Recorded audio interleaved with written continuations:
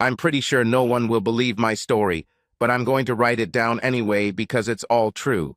It all started on an almost abandoned piece of land in the middle of nowhere.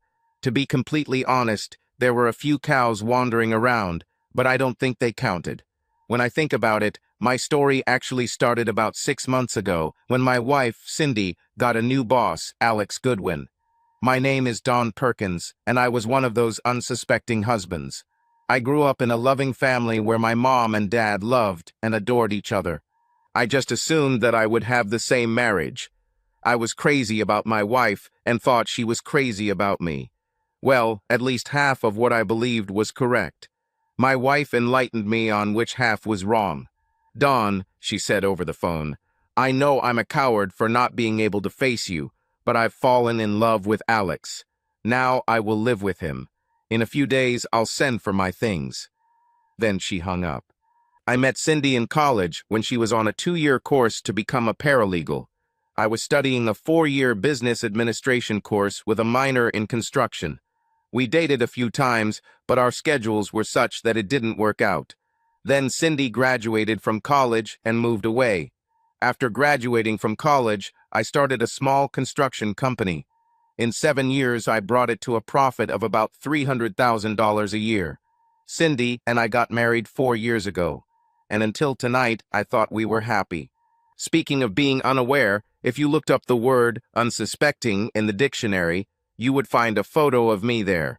Cindy had that all-American look and could make you believe you were the most important person in the world. I thought we were really happy together. We even talked about children. Of course, I didn't know that Cindy was taking pills and had no intention of ever getting pregnant. The other thing I didn't realize was that Cindy was a gold digger and a good sex hunter. Earning about $300,000 a year allowed us to live quite well. But Cindy always strived for more, and apparently she found it in Alex Goodwin, who was a partner in the largest law firm in the 4-county area. Devastated, I did what any red-blooded American would do whose heart had just been ripped out. I grabbed a bottle of vodka and a 9mm pistol and headed into the wilderness. Oh, don't get me wrong, I loved Cindy with all my heart, but I wasn't going to kill myself. So why did I take the gun? Fair question. You see, in my foggy brain, I thought I would call Cindy and tell her I was devastated that she was gone, and then shoot the gun next to the phone. I thought it would scare her to death, and I thought it was funny. Unfortunately, there was no mobile reception where I was staying. That summed up my day well. Anyway, I was just sitting there when I saw 2 red lights in the sky. At first, I thought they were just planes flying overhead, but then they began to get closer. Suddenly, I realized that these were 2 fireballs. Finally, they crashed into the far end of the field across the road from me. The explosion lifted the front of the car a couple of feet off the ground. What follows is rather vague due to the vodka he drank. Vodka, this was another half-baked plan of mine. My intention was to drink myself into oblivion and throw up in the car. It was Cindy's car, so I thought she could live with the smell. The smell of vomit is really hard to remove from a car, but I couldn't do it. Like I said, everything was a little blurry. But I remember getting out of the car and walking across the road. As I came closer, it seemed to me that 2 people were crawling out of 2 craters left by the fall. One of them was naked, and the other was wearing what looked like a hazmat suit. The man in the protective suit shot at something, I think. I remember a small explosion that occurred 5 meters to my left. The explosion scared me and made me angry because it broke my vodka bottle. I probably should have been more scared, but the alcohol does its job. In any case, I fired the pistol twice into the protective suit. I must have hit something because the suit flashed with a bright light and disappeared. It scared the crap out of me because I thought I had killed someone. Okay, I admit, my first instinct was to run as fast as possible. But when I got to the car, I started thinking about the naked man. I couldn't just leave him there. And as it turned out, I was very glad that I didn't leave. When I returned to the naked man, he seemed badly burned. I was pretty sure it was the burned guy. He looked very bad. His skin was red and raw. Either way, I had to take him to the hospital, and then he was going to run away, with the hope that no one will know who I am. When I approached him, he shouted something incomprehensible. When I tried to help him get up, he pushed my hand away. He then placed his index finger on my forehead. I felt dizzy for a few seconds, and I know you'll think I'm crazy, but my brain felt like it was really itching. Sometimes he still itches. In the midst of incomprehensible words, he began to speak in English. Damn cousin tried to finish me off. He couldn't just let me serve my exile. I was stunned and could only say, "So your cousin tried to kill you." Then he seemed to notice me. "Who the hell are you?" "My name is Don Perkins, and I'm going to take you to the hospital." "I don't want to go to some damn hospital," he replied sharply. "What is this anyway?" I assumed the accident had damaged this guy's brains, so I decided to play his game. "A hospital is a place where the sick or injured are cared for. You're hurt, so I'll take you to the hospital." "I'm fine," he insisted, standing up. "Take me to your home." When he stood up, I was shocked to see short blonde hair appear on his head. His face looked completely normal. Even his nose looked normal. I decided it was vodka, or I was going crazy. He started to walk away, but then looked back. "Are you coming, idiot?" I would have just driven away and left that idiot in the field, but he saw my face, and I was worried that there would be an investigation into the other guy's death. So I decided to take him with me until I figured out what he was going to do. I don't know what I was thinking. I wasn't going to kill him if he wanted to go to the police. No matter how I analyzed my situation, it seemed like I was in shit no matter what I did. Somehow I got us home without getting caught, and once I got him settled in the kitchen, I found him a pair of pants and a sweater. Then he made coffee. Over the next hour, this person told me the most incredible story. At first I listened with half an ear because I was more worried about my problem that I could become a murderer.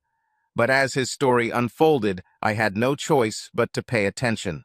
My guest, whom I was sure was crazy, claimed that he had been exiled to this planet.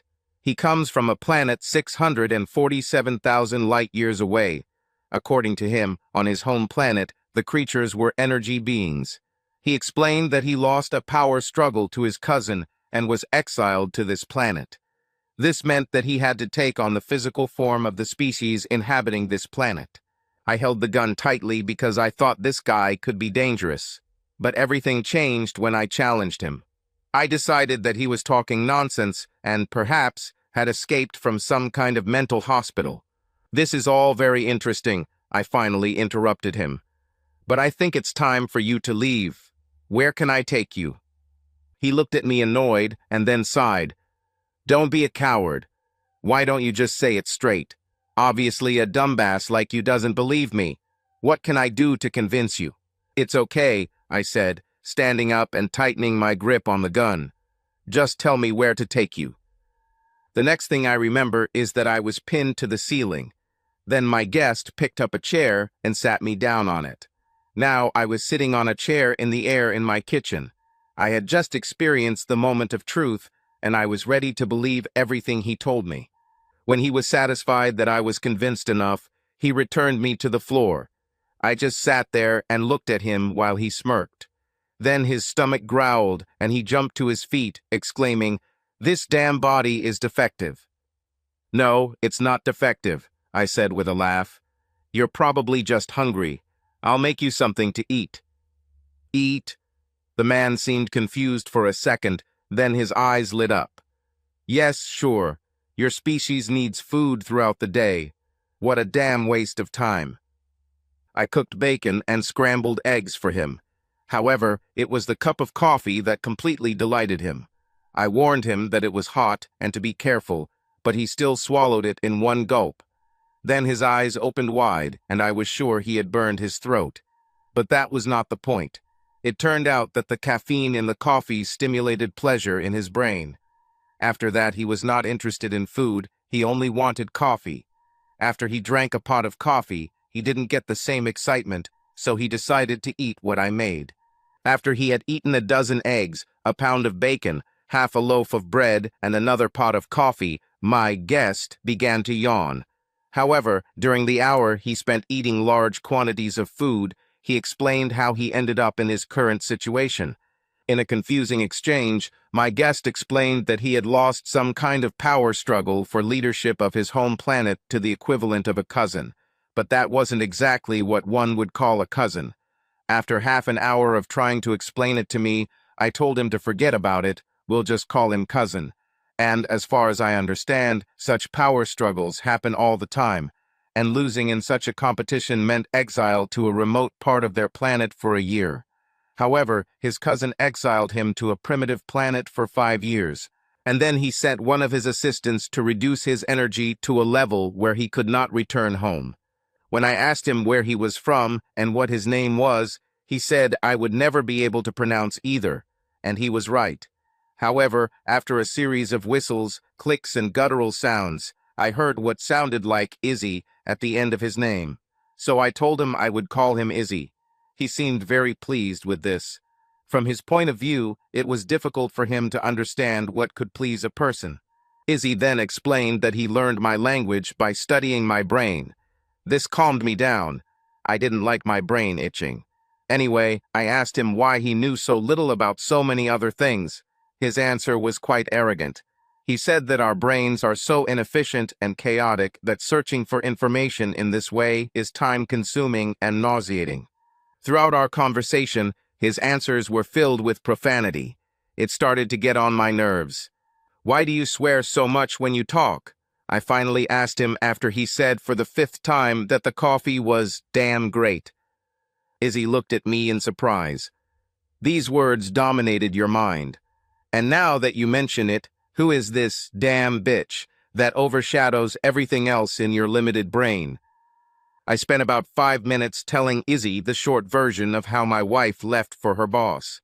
Apparently, he didn't like my explanation. I later learned that his species has no emotions and reproduces asexually, and he calls the Earth a primitive planet. A look of horror and disgust suddenly appeared on Izzy's face. "Your species still has 2 sexes, and you copulate to reproduce, don't you?" "What's bad about it?" I asked in response. "Gatacamish wormholes, when I return home, I will drain most of the life force from my cousin, and then banish him to the slug planet." I decided not to ask further about the slugs. Plus, Izzy was having a hard time keeping his eyes open, so I suggested that we go to bed. "I forgot about that," Izzy said, shaking his head. "Your species spends 1/3 of your miserable life sleeping." Having settled Izzy in the spare room, I couldn't sleep for a long time, trying to figure out what to do with this crazy guest. I also continued to be bothered by the death of his cousin's assistant. But around 7 in the morning, when I finally fell asleep, Izzy burst into my room in a panic. "My body is defective," he said, shaking me. "What are you talking about?" I asked, waking up. "My damn cousin put me in a defective body," he said, starting to pace around the room. "What is the defect in your body?" I asked, not hiding my irritation. "I'm leaking in the front and losing gases in the back," he said, almost panicking. I looked at him and saw that the front of his pajama pants was wet. At that moment, I burst into hysterical laughter. Izzy didn't like this, and when I saw his face turn red with anger, I stopped. "Your body is not defective," I said quickly. "You just wet yourself. This is fine. Well, it shouldn't be in your pants, but your body is just eliminating waste." "Waste? Waste? Why am I excreting waste?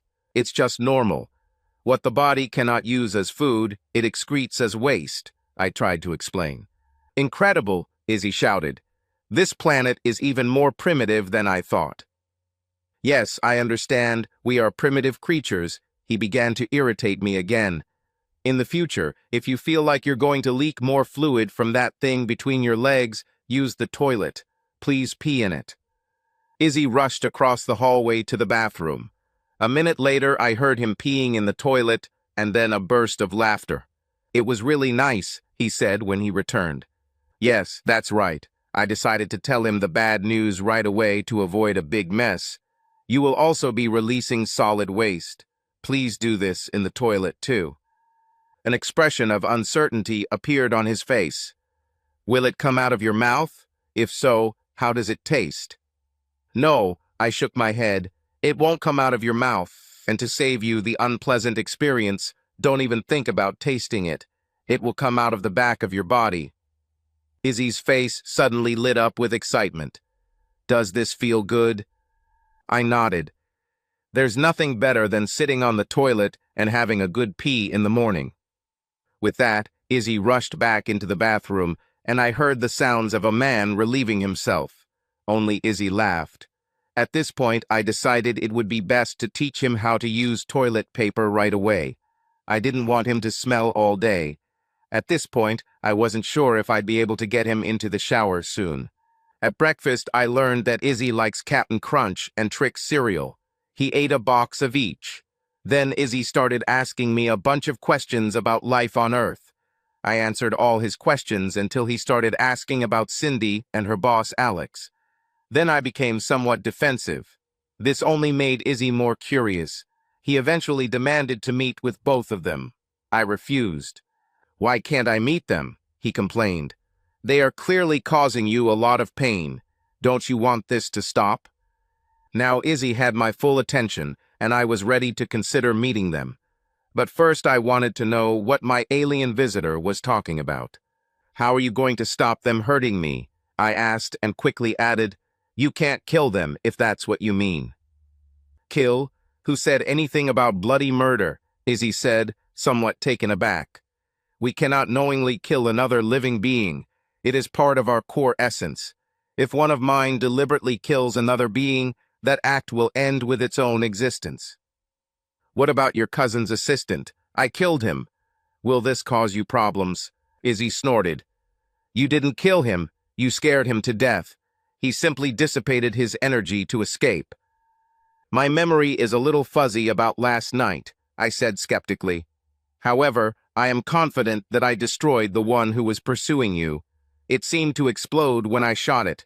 Besides, why did he try to kill me? Izzy chuckled. You couldn't kill one of mine even if you dropped one of your nuclear bombs on us. We are pure energy. The suit he wore was simply so that he wouldn't have to go through decontamination. Now he is returning to our home planet. However, without his interdimensional ship, he will have to search for the nearest wormhole. It will take him 4 or 5 Earth years to get home. And he didn't try to kill you.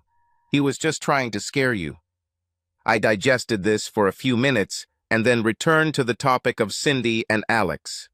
So again, how are you going to stop them hurting me? A sinister smile appeared on Izzy's face. It depends on what you want to do. I can change your feelings for your wife. I can change her feelings for you. Or I can change the feelings of the man who stole your wife. Can you really do this? I asked because it seemed too good to be true.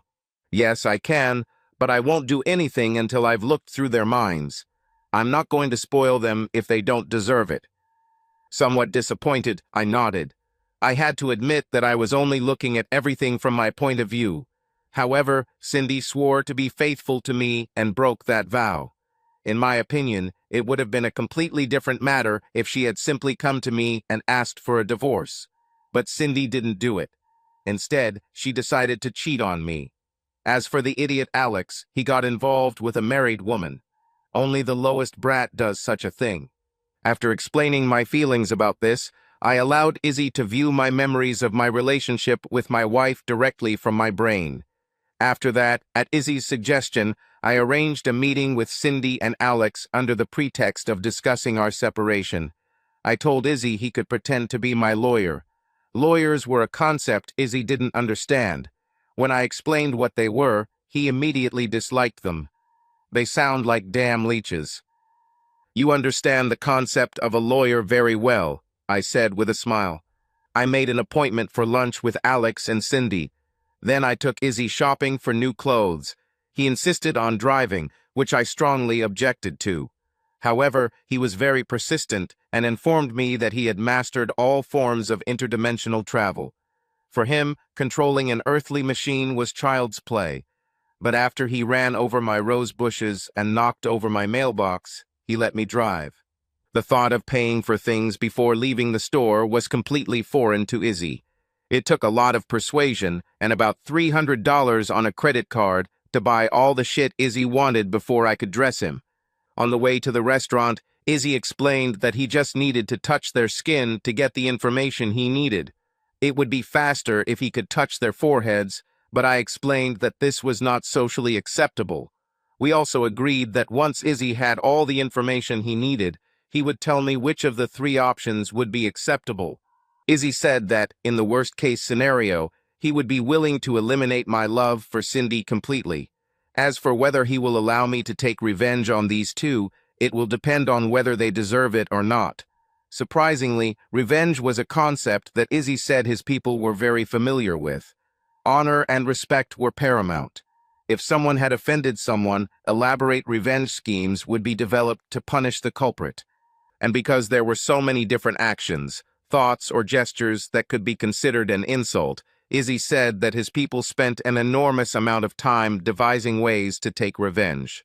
After hearing this description of his people, I couldn't help but think that this supposedly advanced civilization was clearly wasting a lot of time on nonsense. Of course, I kept this opinion to myself. When we arrived at the restaurant, Cindy and Alex were already seated in the booth. They hugged and kissed, not paying attention to those around them. This caused a lot of emotions in me, and my anger began to rise to the surface. Izzy must have realized this because he stopped me. Keep your damn mood under control. If you corrupt their minds with your bullshit anger, I may not get accurate data, and I may not be able to make the changes I want at this time, so don't be a jerk. No matter how bad his speech was, it achieved its goal.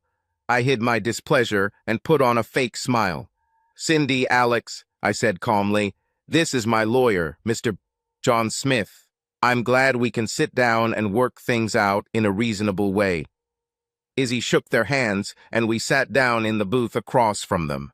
I then explained that I was willing to split everything we earned during our marriage $5,050.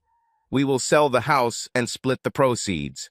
Since there are no children, there will be no child support. Alex just grinned at me. I don't think so. There will definitely be alimony. And Cindy wants half of your company and half of your 401k. She also wants all the china and china cabinet. I have prepared a list of our demands. Alex handed the list to Izzy, who glanced at him. He then smiled at me and looked back at Cindy and Alex. Obviously, this idiot didn't tell me the whole story. Let me consult with him for a few minutes, and I am confident that we can meet your requirements. Cindy giggled, and Alex just grinned at me. I wanted to knock his teeth out right then and there, but Izzy grabbed my arm and pulled me aside. For a few minutes, I wasn't sure if Izzy was going to do anything for me. But as soon as we sat down at another table, he calmed my fears. I immediately didn't like that damn idiot Alex, and your wife is a fucking bitch. She slept with almost everyone throughout the years of your marriage. This news made me get out of my chair. I was going to go over and beat up Cindy and the asshole, but Izzy grabbed my hand. What are you, a damn moron? He asked. Which part of don't be a jerk didn't you understand? Do you want revenge or not? I sat back down with a feeling of shame. I want revenge more than anything. Great, me too. Izzy's eyes sparkled with anticipation. Now, what do you want me to do? As I already explained, I doubted that Izzy could do what he said. I didn't feel any change after he touched my forehead, but I've seen Izzy do too many amazing things to doubt him now. So I sat back and tried to figure out what exactly I wanted, and then it dawned on me. First, I want Cindy to fall madly in love with me, I said with a smile. I want her to crawl home, begging me to take her back. Then, when I'm done having her, I'll let her feel what it's like to be abandoned. Oh, I like the way you think, Izzy said with pleasure. What about the asshole? Oh yeah, I have something special for Alex, I said, rubbing my hands together. He considers himself such a macho and womanizer. First, I want him to find Cindy disgusting.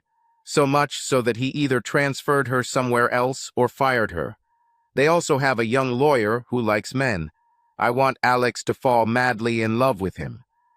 Since the concept of sex as it exists here on Earth was foreign to Izzy, I had to explain to him what it meant to love men.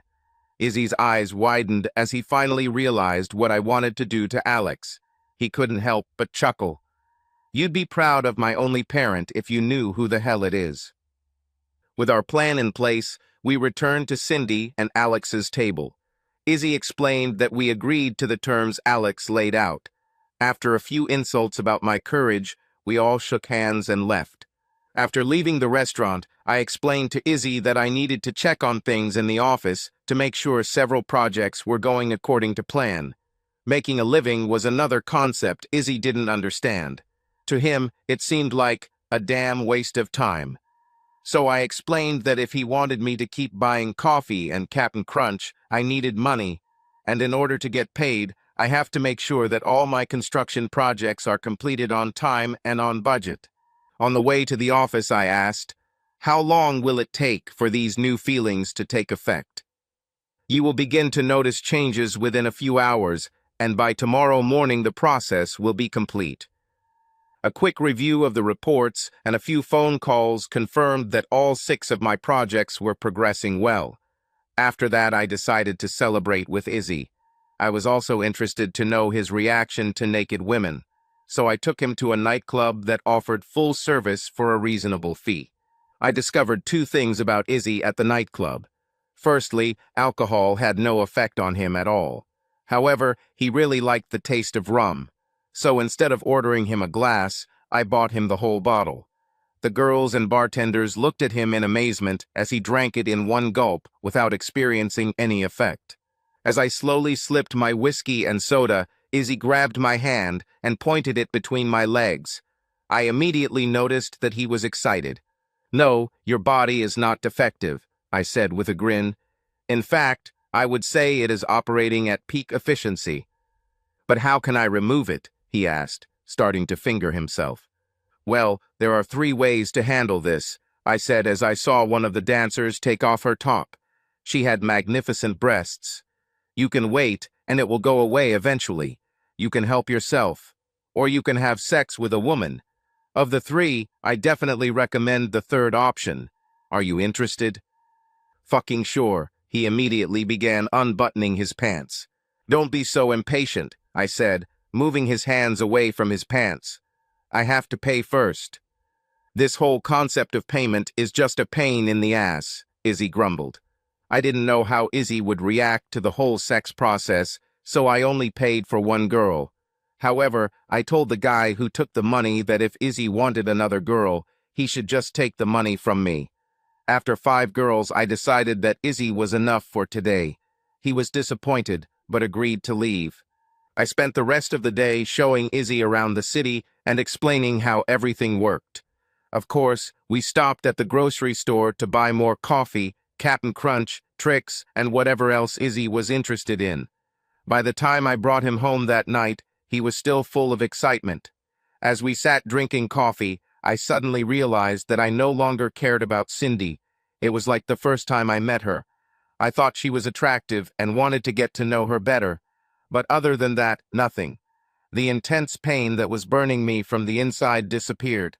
The next morning, after a box of tricks, a pot of coffee, and a large chocolate bar, I managed to convince Izzy to take a shower. He thought it was funny up to a certain point. I didn't tell him that he shouldn't eat soap. So sue me if you want, it's a small town, not much to do. He was still trying to get rid of the taste of soap in his mouth when I pushed him into the car and drove to Cindy's office. I typed up an agreement that included all the demands that Alex was making on Cindy's behalf.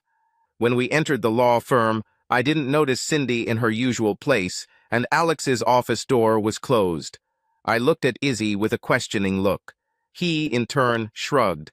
I couldn't help but wonder if that revenge part had worked. "Marge, is Cindy here?" I asked the secretary. Marge looked around to make sure no one could hear her. "Dawn, she's in the dining room. I'm sorry to hear that you are breaking up. I think she's starting to doubt her decision. In any case, Alex announced that he was transferring her to another office. I don't know what that means." "Do you mind if I stop by and give her these documents?" I insisted. "Certainly," Marge replied, looking around again. "All partners, except Alex, are now out of the office, and he's in his office with Roger, one of the new lawyers, and this is also strange." Why? I asked, unable to contain my smile. Roger loves men, and Alex resisted hiring him with all his might. Izzy was now chuckling quietly and rubbing his hands. Just great. I left Izzy in the reception area and headed to the dining room.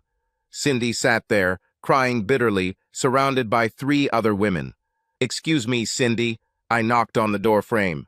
"I have some documents for you." Cindy raised her head and ran into my arms.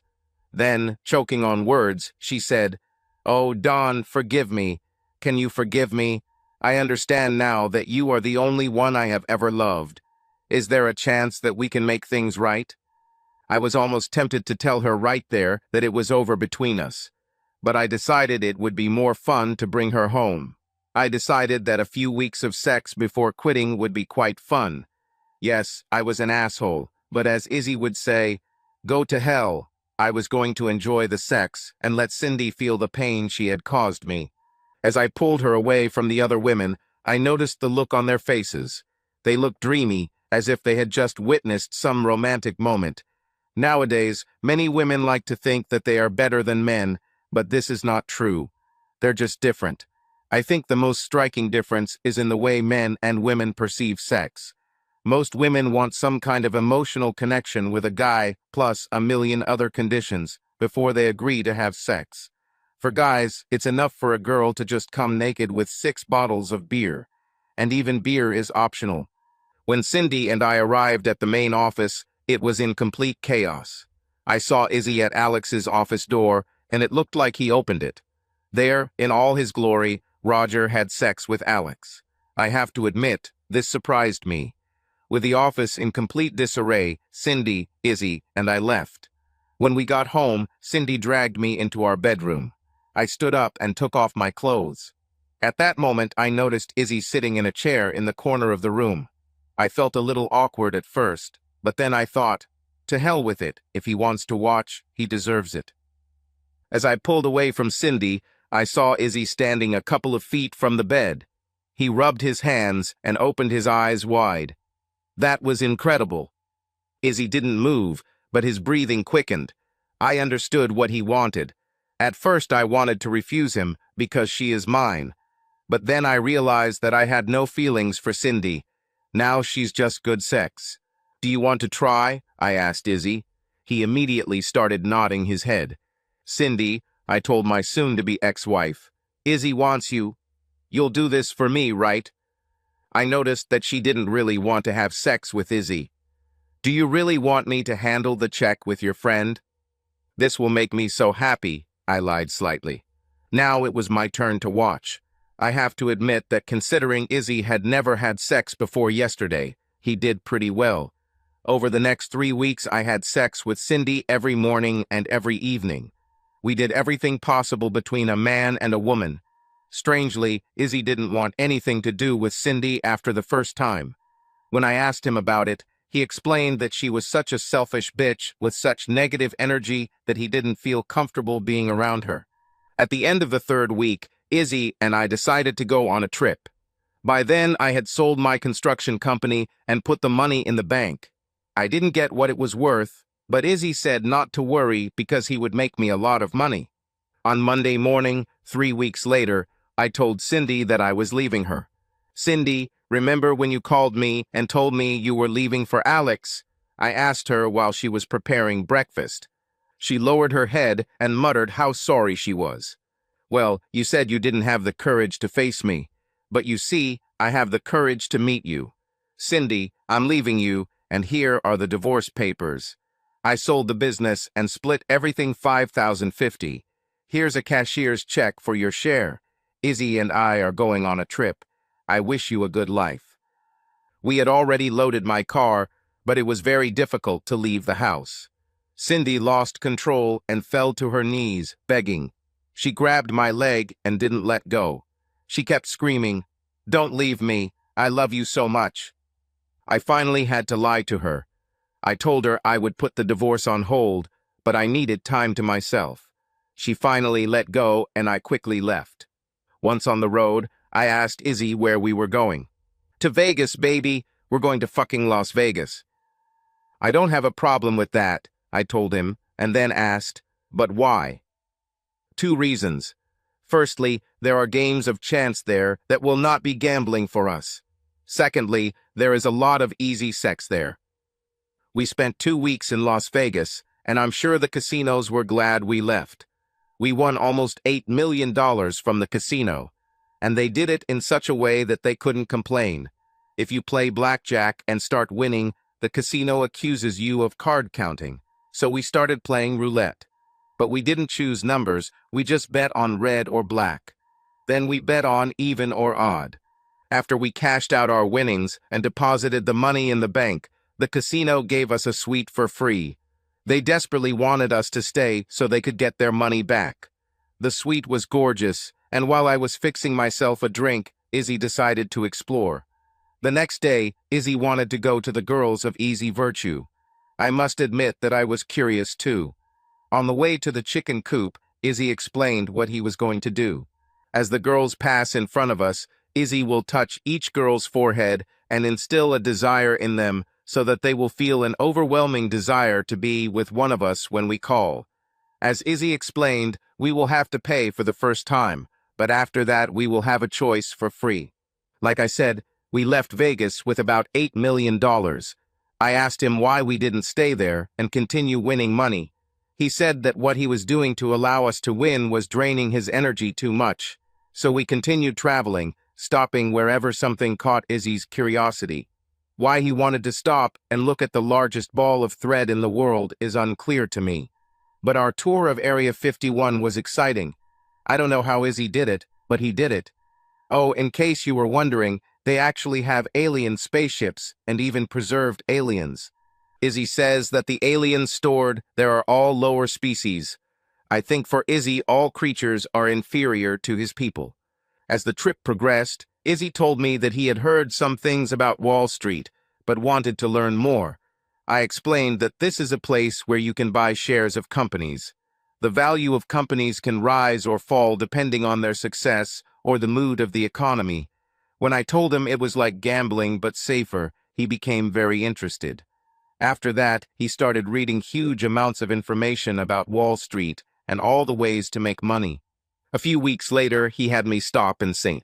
Louis and open an account with an Edward Jones representative. When I asked him why Edward Jones, he said he liked the name. After that, he began buying and selling shares. He began shorting stocks and buying commodities. Our $8 million grew to almost $80 million. We were both tired from traveling, so we rented a place in my hometown to recuperate before our next trip. 3 days after we settled in, we were on our way to dinner when we were stopped by two men in ill-fitting suits. I'd never seen them, but Izzy recognized them. They were from his home planet. They wanted to talk to him alone. One thing you can say about Izzy, he was almost always in a good mood. He smiled often. Izzy admitted to me once that he was furious when he was exiled to this planet. Now he hoped that his cousin would simply forget about him. According to Izzy, he was having the best damn time of his life. When Izzy returned from talking with the two men, his shoulders were slumped and there were tears in his eyes. I've never seen him cry. What's happened? Did someone die? I asked. No, but my cousin was overthrown, he answered sadly. My exile has been cancelled. Are you going home? I asked, concerned that I might lose my partner. I have no choice, he explained. When my cousin was overthrown, I became the new ruler of my planet. Oh, I said quietly, then you'll have to leave. I'll miss you. I have 24 hours to prepare, and then they will come to accompany me home, Izzy said with a sigh. A moment later, his smile returned. Since I only have a day left, let's make it awesome. However, Izzy's plan for an amazing day didn't include anything I expected. Instead of walking around the city, which I didn't really want to do, Izzy decided to spend time wandering around the city and making memories. We spent the day talking about our travels and adventures. It seemed that Izzy wanted to relive them again.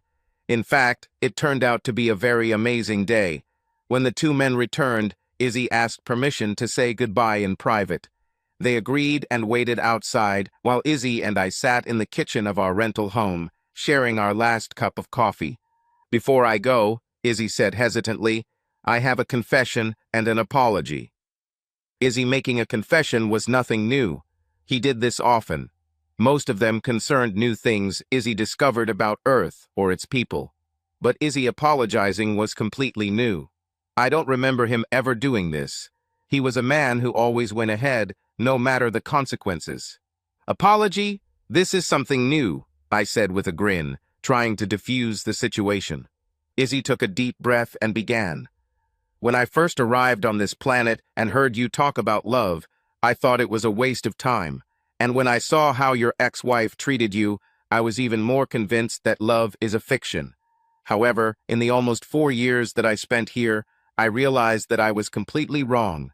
Your people are born, live a pitifully short life, and then die. And no matter what you do throughout your life, in the end, all that matters is who you loved and who loved you. I envy you." There was an awkward pause, and tears filled Izzy's eyes. I decided that if anyone needed a hug, it was Izzy, so I reached out and gave him a big hug. He returned the hug, but then whispered in my ear, "Remember, my name is not Alex." I laughed and let him go. "What's the excuse?" I finally asked. "Yeah, about that." He clearly felt awkward, admitting his mistake. "You didn't ask for this, but I decided you needed it. When I changed your feelings for your ex-wife, I introduced a command that made it impossible for you to fall in love with any woman. Now I understand that I was wrong. I'd like to fix this before I go." I was surprised to learn that Izzy did this, but I realized that I didn't have any feelings for anyone when I thought back on our time together. I thoroughly enjoyed sex with women, but felt no feelings other than wanting them to satisfy me. Then it dawned on me. Lately, I've been feeling more and more unhappy, let down. No doubt my inability to love was part of it. Izzy reached out and touched my forehead. Then he smiled and stepped back. "It's time to go, Sovereign," said one of the two men as he re-entered the house. "Will I ever see you again?" I asked, realizing that I really loved this strange friend. He looked over his shoulder at the two men who were waiting for him. Then he said in a loud voice, "No, that would be impossible." Then he winked and smiled at me. Revenge is a funny thing. It's rare that you achieve the results you expect. This was the case with Cindy and Alex. If I had known about Cindy's reputation, I would never have married her. Even though she was a cheater and a bitch, we had our good times and the sex was always great. Because of Izzy's command, Cindy was forced to live by loving me. At least that's what I think. I never thought to ask Izzy if his commands stopped working. Anyway, because Cindy is who she is, and because she couldn't be with me, she became a bitch. Most of you probably think that I took revenge on her by reducing her to the level of an accessible girl. In fact, Cindy has always been like this. The only difference is that instead of receiving money from her unsuspecting husband, she receives money from her clients. Alex left the company he worked for. This was not an amicable parting. Apparently, the company had a moral clause, so Alex suffered both physically and financially. But when Alex left the firm, he took Roger with him. As far as I understand, they are doing well. However, it wasn't all smooth sailing for Alex. I learned that at some point Roger left him and Alex tried to commit suicide. Luckily, she and Roger made up and eventually got married. Last I heard, they were trying to adopt a child. When Izzy first offered to help me get revenge on Cindy and Alex, I was excited and happy. But as you can see, everything didn't turn out the way I expected. All these things, plus Izzy's disappearance, made me depressed. I tried to continue traveling, which was so fun in the past. But without Izzy, they quickly became boring. The money Izzy made for us was now worth over $100 million, so I didn't have to work. But I realized that I need to work. I realized that I was so unhappy because I had no purpose in life. So I went back to what I knew best: construction. However, before starting a new construction company, I invested most of the money Izzy made into various charities. I, of course, kept the $3 million for myself. I may be unsuspecting, but I'm not a complete idiot. Anyway, when that was done, I started a new construction company near Dallas. That was 3 years ago, and today I have contracts for projects worth $40 million. Three of these contracts are for the construction of parts of the southern wall of the United States. A country that does not protect its borders is not a country, it's just territory. One of the first people I hired was a sweet girl named Katie Williams. She has bright red hair and sparkling green eyes. She's a little overweight, but her smile can light up a dark room. We got married a year ago, and I couldn't be happier. I didn't tell Katie about Izzy because I knew she would never believe me. Some nights I lie in bed and wonder what would happen if Izzy came back. One thing I know for sure, I am not going to share my wife with him. He will have to find his own woman. Subscribe to our channel so that your love doesn't cheat on you, and go ahead and listen to the next story, because this story is nothing compared to the next one. If you're under 18, don't even think click to the next one.